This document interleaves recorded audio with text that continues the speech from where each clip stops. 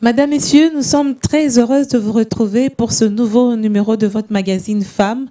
Femmes, aujourd'hui, comme d'habitude, reçoit pour vous un visage féminin qui va nous parler de son expérience en tant que femme artiste, en tant que femme entrepreneur. Il s'agit de Vanessa Bizi. Bienvenue sur ce plateau. Merci, Madame César. Vous allez bien? Ça va très bien, Hugo. Ça va aussi, ça fait longtemps. Bonne année. Hein? Merci, pareillement. Se le dire, nous sommes en début d'année. Alors, Vanessa, vous êtes chantre et en même temps femme entrepreneur. Vous avez des talents aussi dans ce domaine-là. Oui. On va commencer par le premier. Quelle est votre histoire avec la musique? Alors, la musique, c'est une histoire d'amour qui dure d'il y a très longtemps. Bien que j'ai commencé à chanter quand j'avais 14 ans, on va dire. Mais avant ça, j'aimais beaucoup la musique. Vous chantiez dans une chorale? Oui, j'ai commencé à chanter à 14 ans dans une chorale, pour la première fois. Mais avant ça, j'aimais juste la musique. Les gens autour de moi me disaient que j'avais quand même une belle voix, mais je ne savais pas chanter. Je ne savais pas exploiter ma voix. Du coup, c'est vraiment quand j'ai eu 14 ans que j'ai eu des personnes qui m'ont formée à la musique. Voilà. Alors, dans ce goût de la musique, vous vous retrouvez dans l'aventure Madjabou, c'est ça? Évidemment. Comment ça s'est passé?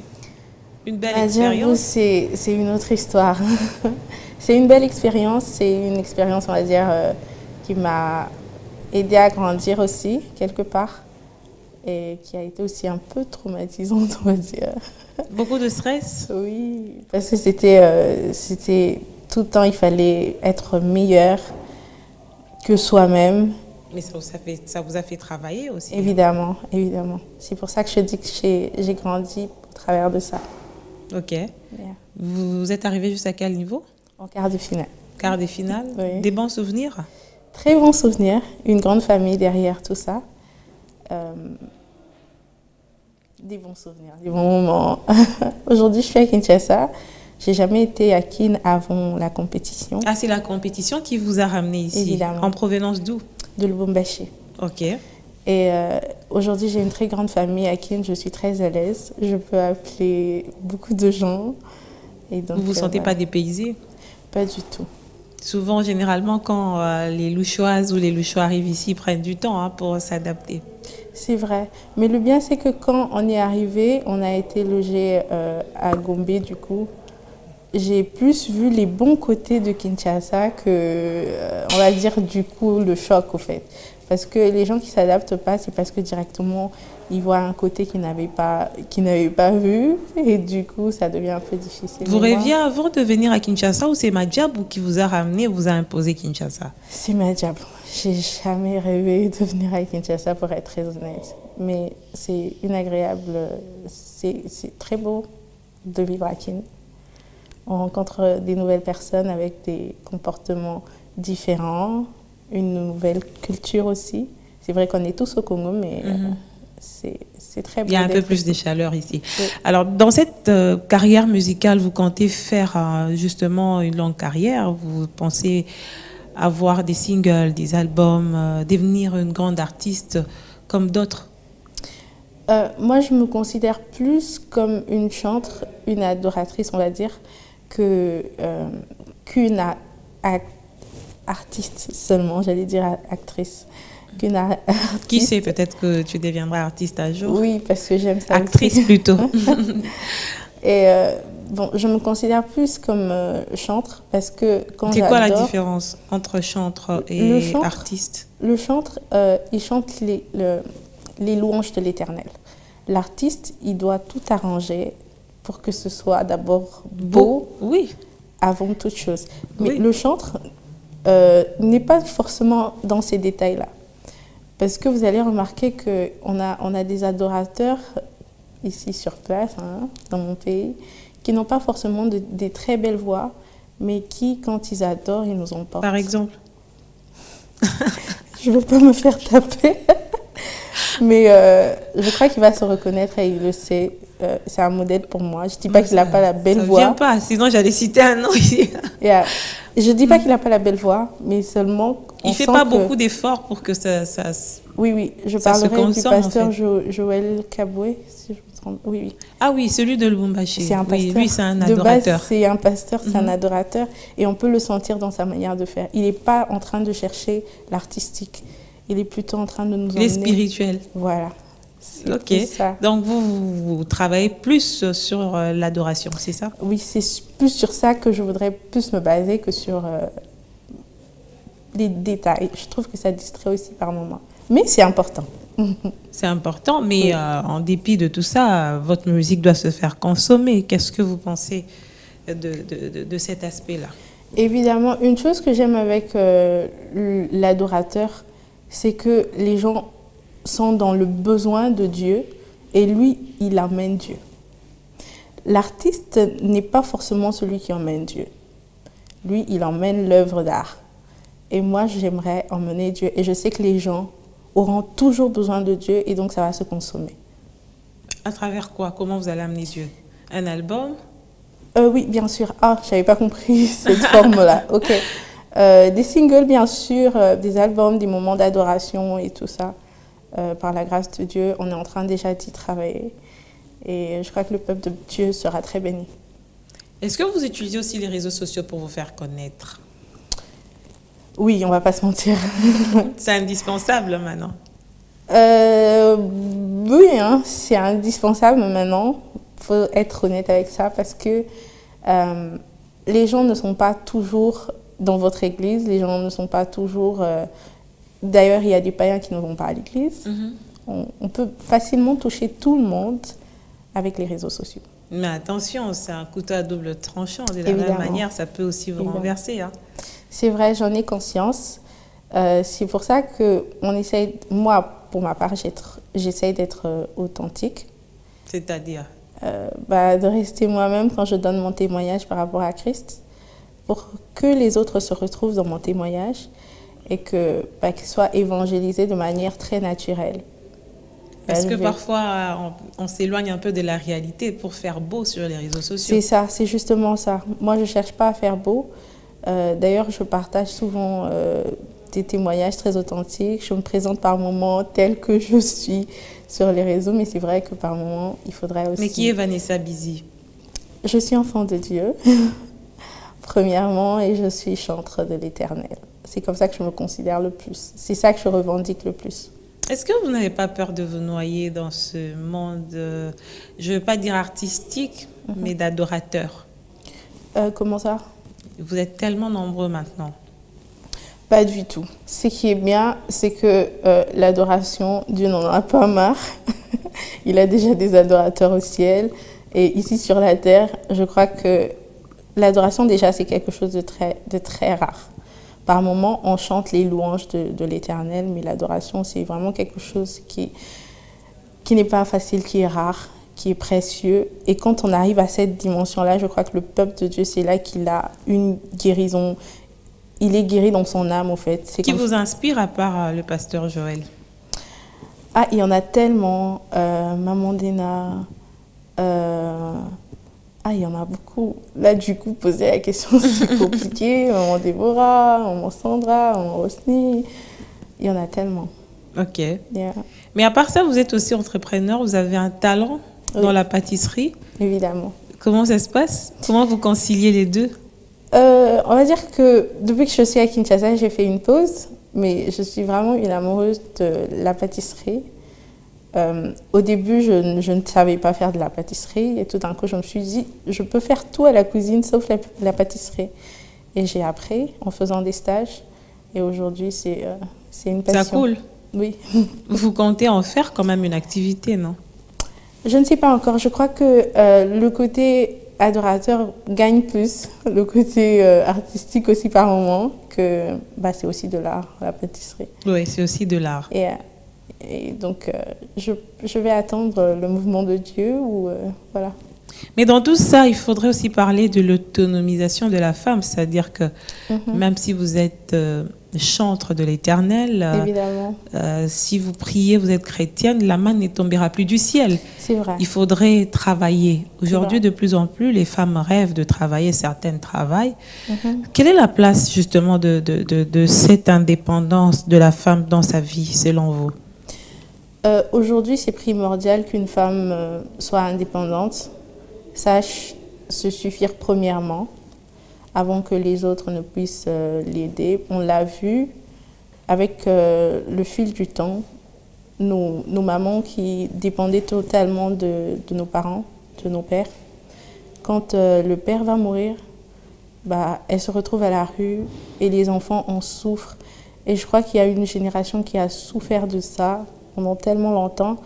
Et je crois que c'est de là que vient le souci de pouvoir être indépendante pour pouvoir se suffire à soi-même et pouvoir être une solution dans la société. Mais est-ce que ça n'amène pas aussi un esprit rebelle pour celles qui aspirent au mariage ou qui sont dans le mariage, par exemple? On dit que les femmes indépendantes développent aussi un esprit d'autonomie qui parfois lui donne un esprit où elle sait qu'elle va rendre des comptes à personne. Oui, c'est vrai, mais je crois que celles qui arrivent à ce point-là sont des personnes blessées, on va dire. Parce que quelqu'un qui a vu sa mère être mise à l'extérieur par des hommes plus forts qu'elle, elle étant enfant, quand elle regarde ce scénario, elle se dit « quand je serai grande, je ne vais pas permettre ça ». Et ça devient comme une muraille qu'elle va se bâtir. Et malheureusement, ceux qui vont en souffrir, c'est ses proches ou les personnes qui l'aimeront peut-être le plus. Et moi, j'aimerais juste dire à quelqu'un qui est dans cette situation, c'est que guéris d'abord de tes blessures. Ensuite, reconnais que tu es blessé. Parce que de réagir sous la défensive, c'est une preuve qu'on est blessé. Quelle est l'image justement de cette jeune fille que vous avez en vous, de la jeune fille congolaise, de la jeune fille quinoise, de la jeune fille louchoise? Comment vous l'entrevoyez quand vous pensez à la jeune fille congolaise? Présentement ou dans le futur? Même maintenant, hein. C'est maintenant que tout se construit. Alors moi, j'ai l'impression que les femmes sont en train de se lever comme jamais. Mais malheureusement, il y a aussi ce côté rebelle qui devrait être... Moi, je trouve qu'on guérit forcément. Un jour ou l'autre, on guérit. Mais j'aime aussi le fait qu'elle se lève. C'est déjà un premier pas. Et le reste, ça va suivre. Et j'aime ça. En même temps, il y a cette femme qui se lève, mais il y a aussi le phénomène réseaux sociaux qui rabaisse la femme.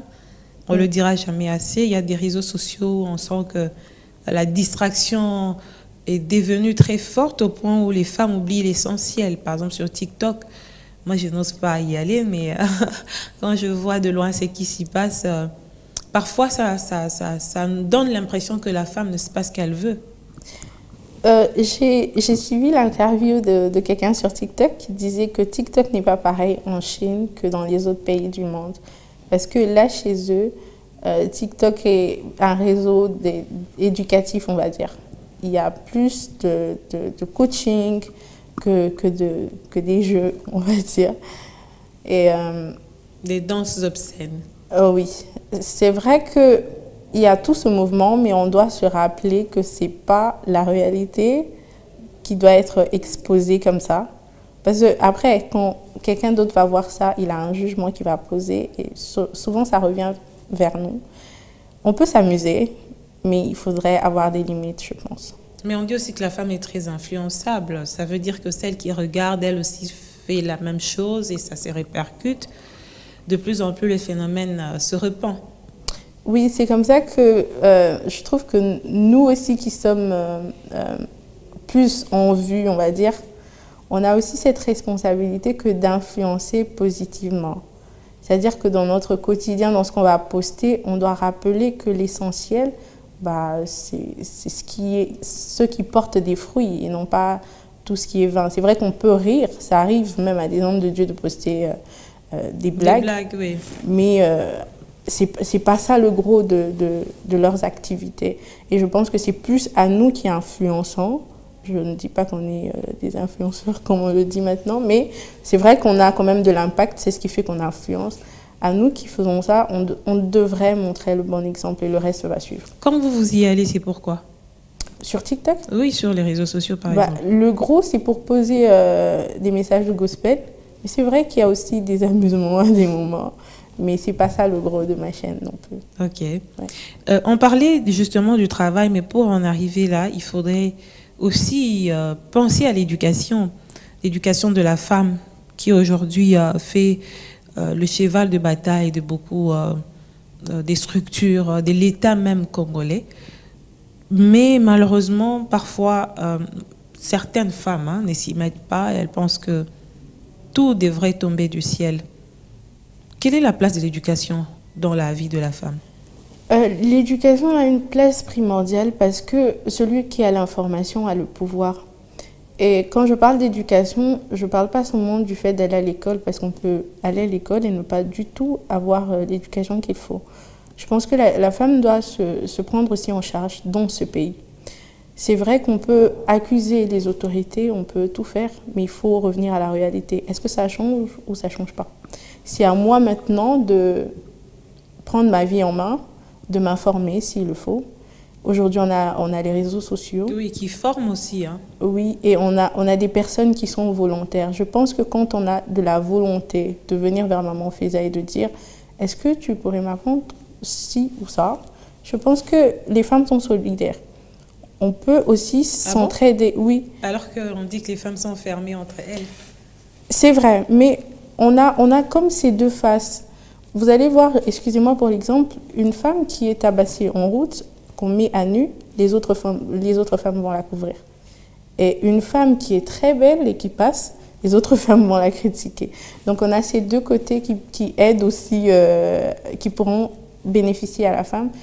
Si vous n'avez pas les moyens pour vous payer les études, parce que tout le monde n'a pas les moyens, je parlerai de moi, peut-être que ça peut aider. Moi, en écoutant les autres parler, ça m'a aidé. Il y a un moment de ma vie où je n'avais pas les moyens pour justement payer toute mon éducation. Mais, à quel niveau exactement? À l'université. C'est vrai qu'aujourd'hui j'ai fini, mais il y a eu une période où c'était compliqué. Et je suis allée voir une femme qui est ma sœur. Je lui ai dit que je voulais apprendre parce que je voyais qu'elle faisait bien les choses. Elle était très, très, très propre, très intelligente, très entreprenante. Et j'avais tellement la volonté qu'elle m'a aidée. Apprendre ce qu'elle faisait. Oui, justement. Et je crois que si je n'avais pas continué avec les cours, avec le niveau qu'elle m'a accordé, je pense que j'aurais fait quelque chose de ma vie.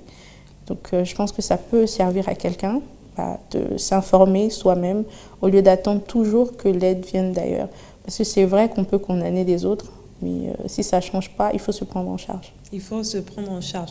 On a aussi dans cette société congolaise de plus en plus les phénomènes des coachs. Des coachs. Oh. Ça. Oui, ça fait quand même débat parce que ils sont suivis. Bon, c'est pas un phénomène congolais, c'est un phénomène mondial. Ça fait débat quand même sur les réseaux sociaux. On ne sait pas qui est qui fait quoi, qui dit quoi, mais ça se consomme bien. Ça se consomme bien. C'est vrai. Moi, j'ai appris qu'il y a des coachs qui sont certifiés. Oui, c'est ce qui s'est dit. Oui, et d'autres qui ne le sont pas. Et je crois qu'on les reconnaît par leur discours.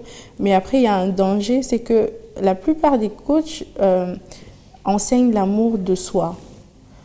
Une forme d'égoïsme. Oui, justement. Qui de plus en plus prend de l'ampleur, d'ailleurs. On a l'impression qu'on vit d'abord pour soi-même. Mais est-ce que c'est faux? Que de vivre pour soi-même? D'abord. Se battre d'abord pour être heureux soi-même. Je vais parler en tant que chrétienne. Oui. Jésus dit qu'il est là pour les autres. Au fait, l'autre était tellement important pour lui qu'il est arrivé jusqu'à mourir pour lui. Et je pense que la meilleure manière de faire les choses, c'est de vivre pour soi. Non pas pour qu'on sente qu'on est très, très, très indépendant. Ça tourne vers de l'orgueil, l'enseignement qui est donné. C'est bien. Pour bâtir l'égoïsme aussi. Le moi. Mais quand on est plus tourné vers le moi, c'est l'ego qui, comme vous l'avez dit, c'est l'égoïsme qui est plus cultivé. Mais ça doit être un truc qui est complet. Mais parce que l'entourage aussi déçoit maintenant. On se dit, même les plus proches, par exemple dans nos familles, quand on se bat trop pour la famille, il arrive que les gens sont déçus et tout. C'est peut-être partie des expériences des uns des autres qu'elles se sont dit ou qui se sont dit. Changeons des discours. Personnellement, je ne pense pas que le coaching personnel soit mauvais complètement. Mais je pense que la manière dont on dispense, que certaines personnes dispensent... Certains coachs, oui, pas tous. Oui, peut-être qu'ils ont aussi biaisé ce concept parce qu'ils l'ont mal fait n'étant pas expérimentés. Mais peut-être que les personnes qui sont expérimentées le font mieux. J'en connais quelques-unes qui m'aident en passant. Je ne prends pas non plus tout, mais je pense que leur conseil est aussi utile à des moments. Donc, ça veut dire que les consommateurs doivent prendre ce qui est important. Oui, justement, faire la part des choses. Que représente le mariage pour vous? C'est une bénédiction de Dieu. C'est une bénédiction. C'est pas une finalité? Pas du tout. Pas du tout. Toute femme n'est pas appelée à être mariée? Je vais dire comme Paul. Non, toute femme n'est pas appelée à être mariée. Malheureusement, la société ne va pas le comprendre. Oui, la société pense crédibiliser la femme dans le mariage, n'est-ce pas? Pas du tout. Mais, au fait, c'est triste parce que... Et surtout les églises, d'ailleurs. Oui, et même nos familles, hein, nos tantines là et nos oncles, vous n'êtes pas gentils à des moments. Et surtout quand tu fais ton anniversaire, ça, la paix au bas, là. C'est vrai. Et ça met une pression à la personne, ça lui fait penser que tu n'as pas de valeur si tu n'es pas marié. Tu peux avoir apporté des diplômes à la maison, tu n'as pas de valeur. Et pour celles qui ne sont pas appelées à être mariées, c'est encore plus dur au fait. Mais comment tu vas le savoir? C'est quand même aussi absurde. Hein? Ah, mais la personne qui n'est pas appelée à être mariée le sait mieux que moi, mais je sais que ça existe quand même. Mais pour celles qui sont appelées à être mariées, je pense que ce n'est pas une finalité. La Bible déclare que celui qui trouve une femme trouve le bonheur. Et pour être cette femme bonheur, on doit déjà soi-même être un bonheur. C'est-à-dire que savoir pouvoir, savoir être une voix pour les autres autour de nous, c'est tout un système qui fera que même quand on sera dans le foyer, bah, si on n'est pas en mesure d'apporter le bonheur, on ne servira à rien dans ce lieu qui est censé être bien pour nous. Et par conséquent, il y a beaucoup de divorces. Surtout pas chez les jeunes. Pas seulement des divorces, mais pour celles qui ne sont pas permises d'avoir des divorces. Quand je dis elles ne sont pas permises, c'est-à-dire qu'il y a tellement une pression religieuse et familiale qu'elles vont souffrir toute leur vie. Et c'est malheureux. Jusqu'à y laisser leur peau parfois. Oui, justement, on a vu ça plusieurs fois, même des chrétiens. C'est triste, au fait. Surtout, moi, par contre, l'éducation chrétienne, aujourd'hui, ça change. Il y a des pasteurs qui prônent de se donner de la valeur. Quand on voit et puis l'égalité aussi entre hommes et femmes, de manière équilibrée, sans pour autant dire à la femme que c'est elle qui devient chef. Non, mais on donne à chacun sa valeur, n'est-ce pas? Oui. L'histoire de cette chantre chrétienne nigériane qui a été tabassée par son homme jusqu'au point de mourir, ça a quand même laissé des traces indélébiles dans la tête de plusieurs personnes, surtout les chrétiens. C'est impardonnable. C'est réel. C'est quelque chose qui est tellement réel que nos parents, nos mamans devraient nous le dire. Et les grandes sœurs, on devrait le dire à nos petites sœurs. On ne devrait pas se taire devant ça. Le mal, c'est que nous, Africains, on se tait devant ces situations. Et j'entendrais des mères dire « supporte ». J'entends des mères dire « quand tu vas te marier », bah, tout ce qui va se passer, tu dois supporter. Mais c'est ce qui avait fait qu'à l'époque, elles traînent aussi ça. Dans leur mariage. Et on croyait qu'elles étaient bien. Mais non, elles supportaient parce qu'on leur avait demandé de supporter. Mais je crois que nos mamans doivent nous sauver la vie maintenant. Il est temps que ça change. Un homme violent, c'est un homme violent. C'est pas la rébellion, ça? Pas du tout. C'est un éveil de conscience, je pense. Dieu ne nous a pas créés pour mourir subitement.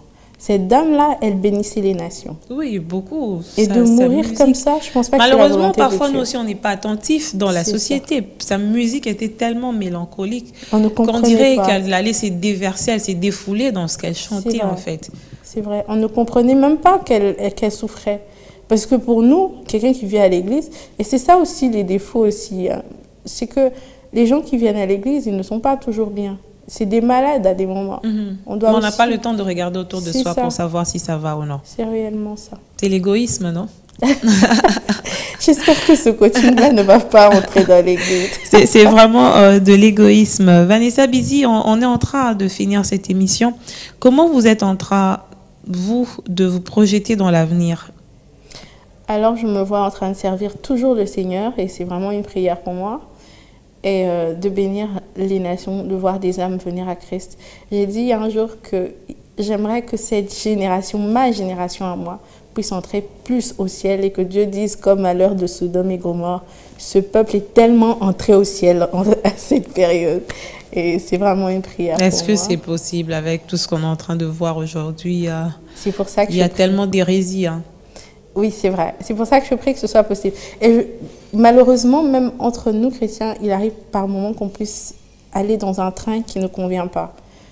C'est vrai qu'on peut être de bonne volonté, prier avec tout l'amour qu'on a, mais en train de donner un message faux. Et je pense que dans cette période, on devrait avoir l'honnêteté et l'humilité de reconnaître quand on a failli, afin de pouvoir se relever, pour que les autres qu'on a entraînés dans notre mal puissent se relever aussi. Et quels sont les garde-fous que vous-même vous placez autour de vous pour ne pas tomber dans cette forme d'humiliation, on peut le dire ainsi, qui a touché certains artistes musiciens pendant un moment, éclaboussés par des scandales? Qu'est-ce que vous faites pour ne pas y arriver? Je pense que ça peut arriver à tout le monde, comme vous le dites. Qu'est-ce que je fais? Je prie que Dieu m'aide. En même temps, j'essaye de ne pas aller au-delà de la frontière. C'est-à-dire que... Vous vous êtes mis des limites? Évidemment, évidemment. Mais bien sûr, quand quelqu'un tombe, ça veut dire qu'il a été tenté et qu'au final, il n'a pas peut-être pris garde. Il s'est peut-être éloigné de Dieu un tout petit peu et le diable, il profite de l'occasion. Mais je prie pour que nous tous, on tienne debout. C'est ce que Paul faisait aussi. Il priait pour qu'on tienne debout. Et il reconnaissait que s'il tient debout, ce n'est pas par sa propre force, c'est par la force de l'Éternel. On a fini cette émission. Un mot avant de nous séparer complètement? Alors, merci déjà de m'avoir reçu. J'admire ce que vous faites pour les femmes. Merci. Je pense que de passer toutes les semaines une femme sur le plateau, je crois que c'est pour réveiller quelqu'un, pour l'influencer. À votre manière, vous êtes une influenceuse. Bien qu'on n'aime pas trop les termes. Oui, c'est vrai qu'il a été biaisé. Oui, yeah. Quand même. Mais, merci de m'avoir reçu et merci au peuple de Dieu. Merci Vanessa Bizi d'être passée dans cette émission Femmes. Merci pour ce que vous avez dit. Merci d'avoir éveillé la conscience des uns et des autres, surtout des jeunes dames comme nous. On espère bien nous retrouver très, très, très bientôt pour un nouveau numéro de votre magazine Femmes. Bye bye.